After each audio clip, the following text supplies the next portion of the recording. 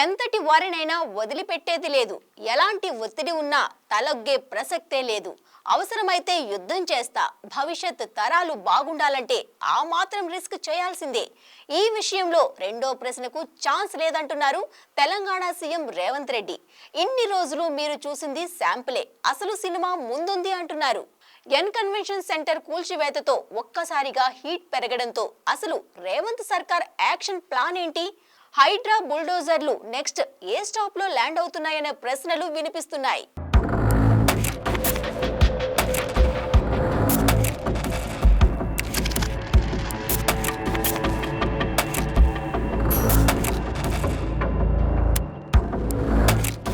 ఈ చెరువులను చెరబట్టిన వాళ్ళ నుంచి విముక్తి కలిగించాలన్న ఏకైక లక్ష్యంతోనే ఈరోజు చెరువులను ఆక్రమించుకున్న వాళ్ళను ఎవరిని వదలకుండా ఉక్కు పాదంతో అణిచివేయాలన్న ఆలోచన, అందులో నిర్మాణాలను ఏ ఒత్తిడి వచ్చినా వెనక్కి తక్కకుండా తొలగించాలన్న ఆలోచనతోనే ఈరోజు ఈ చెరువులలో ఉన్న అక్రమ కట్టడాలను కూలగొడుతున్నాము.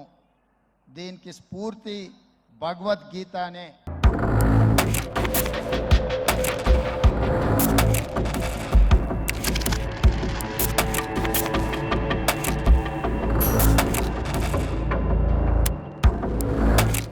అక్రమ నిర్మాణాలపై హైడ్రా బుల్డోజర్ల యాక్షన్ మీద వస్తున్న రకరకాల రియాక్షన్లకు ఆధ్యాత్మిక టచ్ ఇస్తూ తెలంగాణ సీఎం రేవంత్ రెడ్డి ఇచ్చిన సమాధానం ఎప్పట్లానే ఆయన స్టైల్లో ఆన్సర్ ఇస్తే వివరణ ఇచ్చినట్టు ఉండేదేమో, కానీ ఇక్కడ ఏకంగా అవసరమైతే యుద్ధం చేస్తానంటున్నారు. చెరువులు చెరబట్టి అడ్డగోలు నిర్మాణాలతో ఇన్నాళ్ళు రెచ్చిపోయిన వారికి స్పీడ్ బ్రేకర్లు వేసే పనిలో ఉన్న రేవంత్ స్టేట్మెంట్ పేరుతో వార్నింగే ఇచ్చారు. ఇప్పటి వరకు కూల్చినవి ఒక ఎత్తు, ఇక మీదట కూలబోయేవి మరో ఎత్తు అంటున్నట్టు హెచ్చరికలు పంపారు.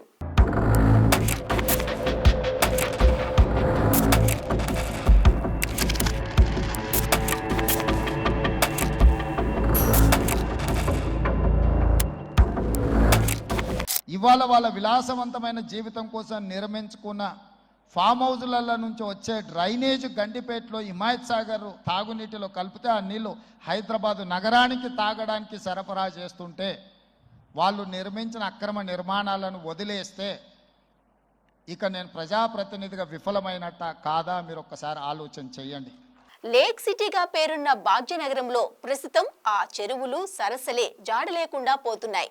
వేల సంఖ్యలో ఉన్న చెరువులు వందల్లోకి పడిపోగా ఉన్న వాటి మనుగడ కూడా ప్రశ్నార్థకంగా మారింది. ఖాళీ జాగా చెరువు కనిపిస్తే చాలు ఆక్రమించేసి నిర్మాణాలు చేపట్టే ప్రక్రియకు అడ్డే లేకుండా పోయింది. అధికారం చేతిలో ఉందని కొందరు, అధికారం ఉన్న వారి అండదండలతో ఇంకొందరు, పార్టీతో సంబంధం లేదు, వీళ్ళు వాళ్ళు అనే తేడా కూడా లేదు, అందరూ ఒక తానులో ముక్కలే. ఇంకేముంది, చినుకు పడితే చాలు చిత్తడైపోతుంది హైదరాబాద్. నీళ్లు వెళ్లాల్సిన చెరువుల్లో ఎక్కడ చూసినా అక్రమ నిర్మాణాలే. అందుకే ఎటు వెళ్లాలో దారి లేని వర్షపు నీరు వరదగా మారి నగర రోడ్లను, కాలనీలను ముంచెత్తుతోంది. ఆ వెనుకే కిలోమీటర్ల కొద్దీ బారులు తీరిన వాహనాలతో ట్రాఫిక్ కష్టాలు. ప్రతి వానాకాలం ఇదే ప్రహసనం. ప్రభుత్వాలు మారుతున్నాయి కానీ ఈ కష్టాలకు చెక్ పడటం లేదు. కానీ రేవంత్ సర్కార్ మాత్రం ఈ సమస్యకు పరిష్కారం పేరుతో ఆక్రమణదారుల భరతం పట్టడానికి ఓ సంస్థను ఏర్పాటు చేసింది. Hyderabad disaster management and assets protection agency, short cut లో చెప్పాలంటే హైడ్రాను రూపొందించింది. అసెంబ్లీలో బిల్లు ఆమోదం పొందాక జూన్ 27 నుంచి యాక్షన్ మొదలుపెట్టింది హైడ్రా.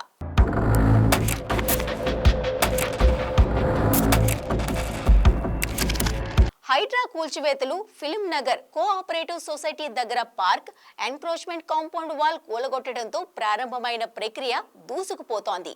హైడ్రా బుల్డోజర్లకు వాళ్ళు వీళ్ళు అనే వరుసలు తెలియదు. పొలిటికల్ లీడర్, సినీ సెలబ్రిటీల పాష్ విల్లా అయిన పార్కులు ఆక్రమించి స్లాబులు మూసేసి కట్టిన గుడిసెలు, ఇల్లు ఏవైనా ఒకటే. బస్తీలు, కాలనీల్లో నిర్మాణాలు నేలమట్టం చేస్తే సామాన్యుల మీద మీ ప్రతాపం అంటూ విమర్శలు వినిపించాయి. అంతలోనే ఖైరతాబాద్ ఎమ్మెల్యే దానం నాగేందర్ అనుచరుల కబ్జాలు, బహదూర్పురా ఎమ్మెల్యే మహమ్మద్ ముబీన్ తాలూకా నిర్మాణాలు కూడా బుల్డోజర్ల దెబ్బకు కూలిపోయాయి.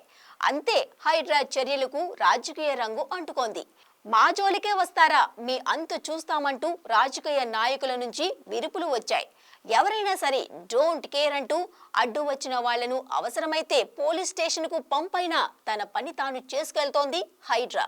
అలా 2 నెలల నుంచి 18 చోట్ల చెరువులు, పార్క్ స్థలాల్లోని ఆక్రమణలు నేలమట్టం చేసింది హైడ్రా. మొత్తం 166 నిర్మాణాలు కూల్చివేయగా వీటి విస్తీర్ణం 43.94 ఎకరాలని ప్రభుత్వానికి ఇచ్చిన నివేదికలో తెలిపింది. ఇప్పటి వరకు Banjara Hills, lotus pond, Mansoorabad, BRK Nagar, Gajula Ramaram, Ameerpet, Madhapur, గండిపేటల్లోని అక్రమ నిర్మాణాలు నేలమట్టమయ్యాయి. అంతేకాదు అక్రమ నిర్మాణాలు చేపట్టిన వారిలో ఎంఐఎం ఎమ్మెల్యే మహమ్మద్ ముబీన్, అదే పార్టీ ఎమ్మెల్సీ మీర్జా రహమద్ బేగ్, కేంద్ర మాజీ మంత్రి పల్లం రాజు సోదరుడు పల్లం ఆనంద్, మంథనిలో బీజేపీ తరపున ఎమ్మెల్యేగా పోటీ చేసిన సునీల్ రెడ్డి, చింతల్ బీఆర్ఎస్ నేత రత్నాకరం సాయిరాజ్, కావేరీ సీడ్స్ యజమాని Bhaskar Rao, pro kabaddi team owner Srinivas భార్య అనుపమ లాంటి రాజకీయ పార్టీల నాయకులు, ప్రముఖులు ఉన్నట్టు వెల్లడించింది.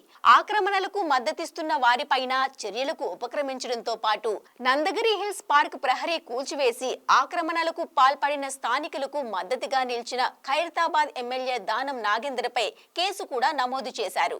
హైడ్రా కూల్చివేతల్లో కొన్నింటిని పరిశీలిస్తే July 14 film Nagar, BJR Nagar లో 5 ఎకరాల విస్తీర్ణంలో నాలా ఆక్రమించి వేసిన స్లాబ్ తొలగింపు, ఆగస్టు 8 గాజుల రామారం చింతల్ చెరువులో బీఆర్ఎస్ నేత రత్నాకరం సాయిరాజు 3.5 ఎకరాలను ఆక్రమించి వేసిన 54 రేకుల షెడ్ నేలమట్టం, ఆగస్టు 9 జూబ్లీహిల్స్, నందగిరి హిల్స్ లో 0.18 ఎకరాల్లో వేసిన 16 షెడ్ల తొలగింపు, ఆగస్టు 10 రాజేంద్ర నగర్, బమ్రుద్దీన్ దౌలా చెరువులో 12 ఎకరాల విస్తీర్ణంలోని అక్రమ నిర్మాణాల కూల్చివేత, ఆగస్టు 14 ప్రగతి నగర్, ఎర్రకుంట చెరువులో 0.29 ఎకరాలు ఆక్రమించి కట్టిన 3 భవనాల కూల్చివేత, ఆగస్టు 18 ఖానాపూర్లో గండిపేట చెరువులో కబ్జా చేసిన 8.75 ఎకరాల్లోని 14 నిర్మాణాల నేలమట్టం, చిలుకూరు ఉస్మాన్ సాగర్ లో 6.5 ఎకరాల్లో కట్టిన 10 నిర్మాణాల కూల్చివేత,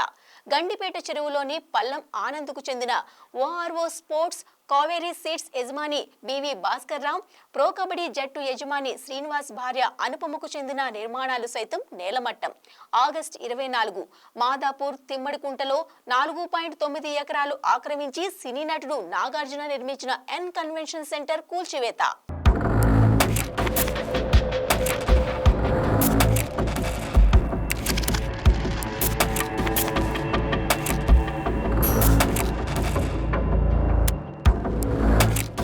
ఈ దూకుడే ఇప్పుడు కబ్జాదారుల గుండెల్లో రైళ్లు పరిగెత్తిస్తోంది. హైడ్రా సింహ స్వప్నంలా మారడంతో తరువాత వంతు మాదేనా అనే లెక్కలతో కంటి మీద కునుకు కరువైంది చాలా మందికి. కానీ ఒక్కటి మాత్రం నిజం, హైదరాబాద్ ప్రక్షాళన పేరుతో రేవంత్ రెడ్డి తేనె తుట్టెనే కదిలించారు. విమర్శకుల వర్షం మొదలైంది. హైడ్రా పేరుతో ప్రత్యర్థులను భయపెట్టి లొంగదీసుకునే ప్లాన్ అంటున్నాయి ప్రతిపక్షాలు. ఎలాగో మొదలు పెట్టారు కదా, కాస్త మా ఏరియాలో కబ్జాల సంగతి తేల్చండి అంటూ మద్దతిస్తున్నాయి ప్రజా సంఘాలు. రేవంత్ రెడ్డి మాత్రం తాను భగవద్గీతను అనుసరించి ముందుకు వెళ్తున్నానని, అర్జునుడికి శ్రీకృష్ణుడు చేసిన బోధనల స్ఫూర్తితో చెరువుల ఆక్రమణలపై యుద్ధం చేస్తున్నానంటున్నారు. మరి ఈ కురుక్షేత్రం ఎన్నాళ్ళు జరుగుతుందో? కబ్జాల కోరల నుంచి భాగ్యనగరం ఇప్పటికైనా బయటపడి ఊపిరి పీల్చుకుంటుందా, లేకపోతే మధ్యలోనే రేవంత్ సర్కార్ అస్త్ర సన్యాసం చేస్తుందా? చూడాలి.